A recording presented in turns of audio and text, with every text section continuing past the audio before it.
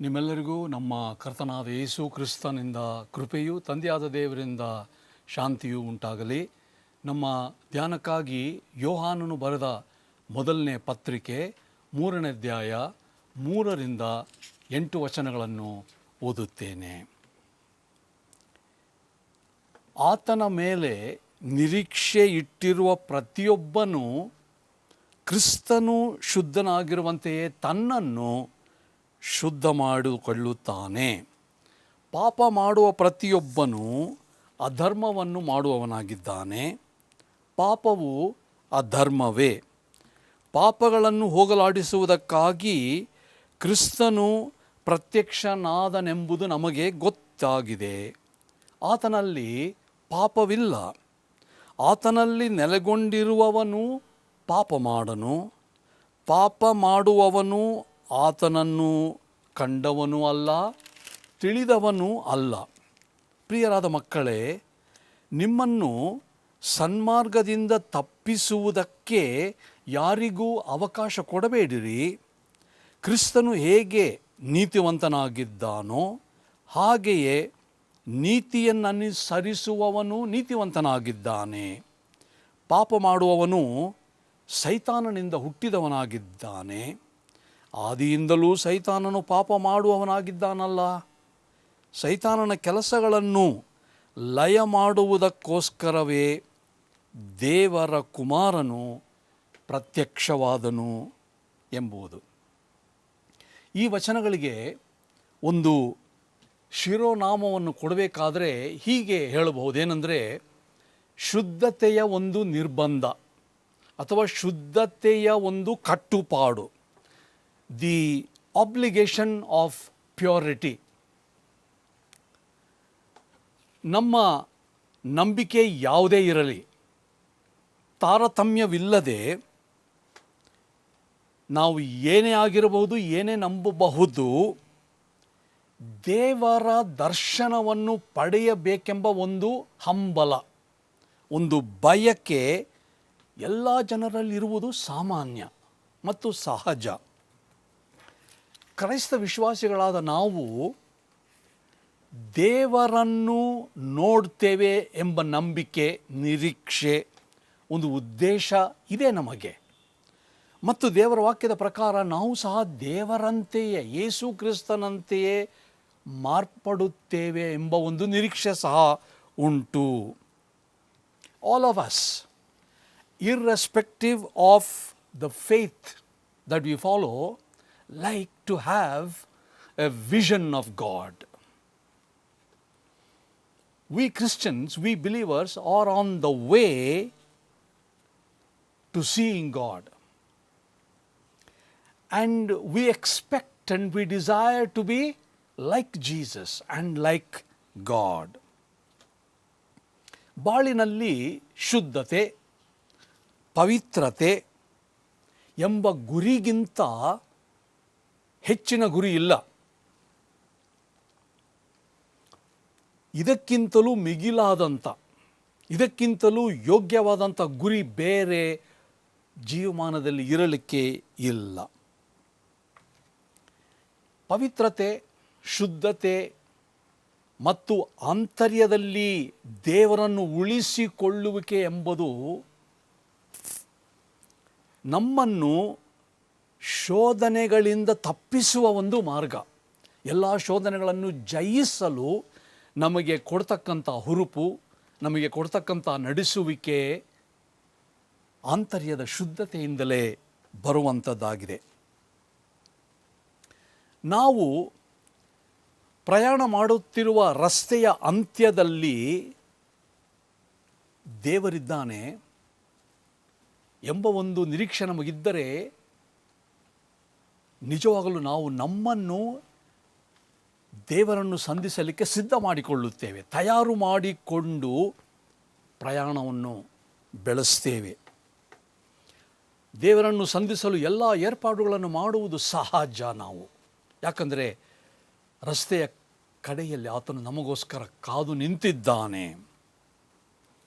There is no greater goal for anyone. People of any faith, particularly people who belong to the Christian faith, to maintain inner purity. Because purity, inner purity alone helps each one of us to resist all sorts of temptations. And if we know that at the end of the road, God is waiting for us. At the end of our journey, Jesus is waiting for us. We will make all preparations to meet God. ನಮಗೆ ಆಂತರ್ಯ ಶುದ್ಧತೆ ಮತ್ತು ಆಂತರ್ಯದ ಪರಿಶುದ್ಧತೆಯ ಒತ್ತಾಯವಿದ್ದರೂ ನಮ್ಮ ವ್ಯಕ್ತಿತ್ವಕ್ಕೆ ಇನ್ನೊಂದು ಮುಖ ಇದೆ. ನಮ್ಮ ವ್ಯಕ್ತಿತ್ವದಲ್ಲಿ ಇನ್ನೊಂದು ಭಾಗ ಸಹ ಇದೆ. ಅದೇನೆಂದರೆ ನಮ್ಮ ಪಾಪ, ನಮ್ಮ ಅಧರ್ಮ, ನಮ್ಮಲ್ಲಿರ್ತಕ್ಕಂಥ ಸ್ವಾಭಾವಿಕ ಪ್ರಕೃತಿ, ನಮ್ಮಲ್ಲಿರ್ತಕ್ಕಂಥ ಸ್ವಭಾವ ಏನಂತಂದರೆ ಕಾನೂನು ಇಲ್ಲದಿರುವಿಕೆ. ಅಂದರೆ ನ್ಯಾಯವನ್ನು ನಿರ್ಲಕ್ಷ್ಯ ಮಾಡುವಂಥ ಒಂದು ಪರಿಸ್ಥಿತಿ ನಮ್ಮಲ್ಲಿ. ಅಧರ್ಮ 3ನೇ ಅಧ್ಯಾಯದಲ್ಲಿ ನಾವು ಈಗ ಓದಿದ ಹಾಗೆ 4ನೇ ವಚನ ಏನಂತಂದರೆ, ಪಾಪ ಮಾಡುವ ಪ್ರತಿಯೊಬ್ಬನೂ ಅಧರ್ಮವನ್ನು ಮಾಡುವವನಾಗಿದ್ದಾನೆ. ಅಧರ್ಮ ನಮ್ಮ ಪ್ರಕೃತಿಯೇ ಹೌದು ಎಂಬುದಾಗಿ ಒಪ್ಪಿಕೊಳ್ಳಬೇಕಾಗ್ತದೆ. Though there is the urge for purity in all of us and particularly in Christians, in believers, we have another side in our personality, and that is the sin nature, the guilt of lawlessness, as we read in verse 4. ಇದು ಈ ಒಂದು ವಿಷಯ ಏನಂತಂದರೆ ಮನುಷ್ಯತ್ವದ ವ್ಯಕ್ತಿತ್ವದಲ್ಲಿ, ಮನುಷ್ಯರ ವ್ಯಕ್ತಿತ್ವದಲ್ಲಿರ್ತಕ್ಕಂಥ ನೈತಿಕತೆಯ ದ್ವಿರೂಪತೆ. ಅಂದರೆ ನೈತಿಕ ರೀತಿಯಲ್ಲಿ ನಾವು ಇಬ್ಬಗೆಯತನವುಳ್ಳವರು. ಯೋಹಾನನು ಈ ಪತ್ರಿಕೆಯಲ್ಲಿ ವಿಶೇಷವಾಗಿ ಈ ಒಂದು ದ್ವಿರೂಪತೆ, ಇಬ್ಬಗೆಯತನ, ನೈತಿಕ ರೂಪದಲ್ಲಿ ಮನುಷ್ಯರಿಗೆ ಇರುವ ವ್ಯಕ್ತಿತ್ವವನ್ನು ಆತನು ಪರಿಶೋಧಿಸುತ್ತಿರುವ ಮತ್ತು ದೇವರ ಮಕ್ಕಳ ಬಗ್ಗೆಯ ಪ್ರಸ್ತಾಪಿಸಿ, ದೇವರ ಮಕ್ಕಳು ಯಾರು, ಬೆಳಕಿನವರು ಯಾರು ಎಂಬುದನ್ನು ಪ್ರಸ್ತಾಪಿಸಿ ಪಾಪ, ಅಧರ್ಮ, ನ್ಯಾಯವನ್ನು ಉಲ್ಲಂಘಿಸ್ತಕ್ಕಂಥದ್ದು ಏನೆಂಬುದಾಗಿ ಈ ಎರಡನ್ನು ಆತನು ಚರ್ಚೆ ಮಾಡುತ್ತಿದ್ದಾನೆ. This is the moral dualism that John is exploring in this epistle. Having spoken of the status of the children of God, having spoken of the children of light, having spoken of the purity of life, John now mentions certain basic truths about sin, the other side. Certain basic truths about sin. ಮೊದಲನೇದಾಗಿ ಪಾಪ ಅಥವಾ ಅಧರ್ಮ ಅಂದರೆ ಏನು? What is ಸಿನ್? ಪಾಪ ಅಧರ್ಮ ಒಂದು ಉದ್ದೇಶಕ ಪೂರ್ವಕವಾದಂಥ ಕಾನೂನನ್ನು ಮುರಿಯುವಿಕೆ, ಉದ್ದೇಶಪೂರ್ವಕವಾಗಿ ಬೇಕಾಗಿ ಹಠಮಾರಿತನದಿಂದ ಕಾನೂನನ್ನು ಮುರಿಯುವಿಕೆಯೇ ಅಧರ್ಮ ಅಥವಾ ಪಾಪ. ತಮ್ಮದೇ ಆದ ಆಶಾಭಿಲಾಷೆಗಳನ್ನು ದೇವರ ಸ್ಥಳದಲ್ಲಿ ಇಟ್ಟು ದೇವರಿಗೆ ಕೊಡುವ ಸ್ಥಾನವನ್ನು ತಮ್ಮದೇ ಆಶೆ ಅಭಿಲಾಷೆಗಳಿಗೆ ಕೊಡತಕ್ಕಂಥದ್ದು, ಅನುಸರಿಸ್ತಕ್ಕಂಥದ್ದು, ಅಂದರೆ ತನ್ನದೇ ಸ್ವಯಂ ಅನುಸರಿಸುವಿಕೆ ಇದೆ ಅಧರ್ಮ ಮತ್ತು ಪಾಪ. ಸಿನ್ is lawlessness. It is a deliberate breaking of the law which a person knows very well that to keep the law is to follow God. Therefore, sin is to obey oneself and not God. Sin is to obey oneself other than God. ಎರಡನೇದಾಗಿ ಪಾಪ ಏನು ಮಾಡ್ತದೆ? What sin does? ಪಾಪ ದೇವರ ಕೆಲಸವನ್ನು ರದ್ದುಗೊಳಿಸುತ್ತದೆ. ಯೋಹಾನನು ಪತ್ರಿಕೆ ಬರೆಯುವಾಗ 1ನೇ ಅಧ್ಯಾಯ 21ನೇ ವಚನದಲ್ಲಿ ಯೇಸು ಕ್ರಿಸ್ತನು ಬರುವುದನ್ನು ನೋಡಿ ಏನು ಹೇಳ್ತಾನೆ? ಇಗೋ, ಲೋಕದ ಪಾಪವನ್ನು ಹೊತ್ತುಕೊಂಡು ಹೋಗುವ ದೇವರ ಯಜ್ಞದ ಕುರಿ. ಅಂದರೆ ಲೋಕದ ಪಾಪವನ್ನು ಹೊತ್ತುಕೊಂಡು, ಅಂದರೆ ಪಾಪ ನಿವಾರಣೆಗಾಗಿ ಯೇಸು ಕ್ರಿಸ್ತನು ಬಂದನೆಂಬುದಾಗಿ ಹೇಳುವಾಗ ದೇವರ ಕುರಿ ಮರಿಯಾದಂಥ ಯೇಸು ಕ್ರಿಸ್ತನು ಮಾಡಿದ ಪುಣ್ಯ ಕಾರ್ಯವನ್ನು ರದ್ದು ಮಾಡೋದು, ಇಲ್ಲದಂತಾಗ ಮಾಡುವುದೇ ಪಾಪದ ಕೆಲಸ. ಪಾಪವು ಕ್ರಿಸ್ತನ ಕೆಲಸವನ್ನು ರದ್ದು ಮಾಡುತ್ತದೆ. ಸಿನ್ undoes the work of Jesus Christ. When John saw Jesus Christ coming, he says, "Look, behold, the Lamb of God who takes away the sin of the world." And what Jesus has done, sin and lawlessness, annuls, undoes. ಪಾಪ ಏಕೆ? ಪಾಪ ಏಕೆ? Why sin is? ಮೂರನೇದು, ಕ್ರಿಸ್ತನಲ್ಲಿ ನೆಲೆಗೊಳ್ಳದೇ ಇರುವುದರಿಂದ ಪಾಪದ ಉತ್ಪತ್ತಿ ಆಗ್ತದೆ. ಕ್ರಿಸ್ತನಲ್ಲಿ, ದೇವರಲ್ಲಿ ನೆಲೆಗೊಳ್ಳದೇ ಇರುವವರು ಪಾಪವನ್ನು ಉತ್ಪತ್ತಿ ಮಾಡುವಂಥದ್ದು. ಕ್ರಿಸ್ತನೊಂದಿಗೆ ನಾವು ನಡೆಯುತ್ತಿದ್ದರೆ, ಕ್ರಿಸ್ತನೊಂದಿಗೆ ನಮಗೆ ಸತತ ಸಂಪರ್ಕವಿದ್ದರೆ, ಕ್ರಿಸ್ತನ ಸಂಬಂಧತೆಯಲ್ಲಿದ್ದರೆ ನಾವು ಪಾಪ ಮಾಡತಕ್ಕಂಥ ಅಗತ್ಯತೆ ಇಲ್ಲ.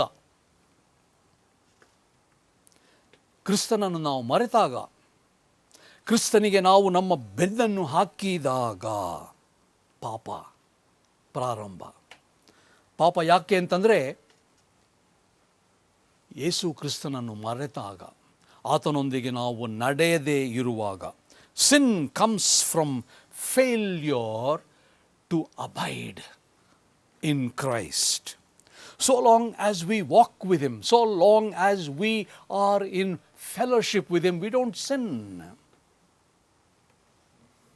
When we forget Christ, when we deviate from His steps, we sin. ನಾಲ್ಕನೇದಾಗಿ, ಪಾಪ ಎಲ್ಲಿಂದ ಬರುವುದು? Where does sin come from? ಪಾಪ ಎಲ್ಲಿಂದ ಬರುವುದು? ಪಾಪ ಸೈತಾನನಿಂದ ಬರುವುದು. 8ನೇ ವಚನ, ಪಾಪ ಮಾಡುವವನು ಸೈತಾನನಿಂದ ಹುಟ್ಟಿದವನಾಗಿದ್ದಾನೆ, ಆದಿಯಿಂದಲೂ ಸೈತಾನನು ಪಾಪ ಮಾಡುವವನಾಗಿದ್ದಾನಲ್ಲ.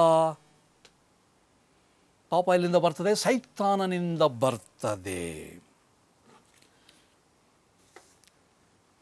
ಮನುಷ್ಯ ಮಾತ್ರದವರಾದ ನಾವು ನಮ್ಮ ಆನಂದಕ್ಕೆ, ನಮ್ಮ ತೃಪ್ತಿಗೆ, ನಮ್ಮ ಸಂತೋಷ ಹರ್ಷಕ್ಕೆ ನಾವು ಒಮ್ಮೊಮ್ಮೆ ಪಾಪ ಮಾಡುತ್ತೇವೆ. ಆದರೆ ಸೈತಾನನು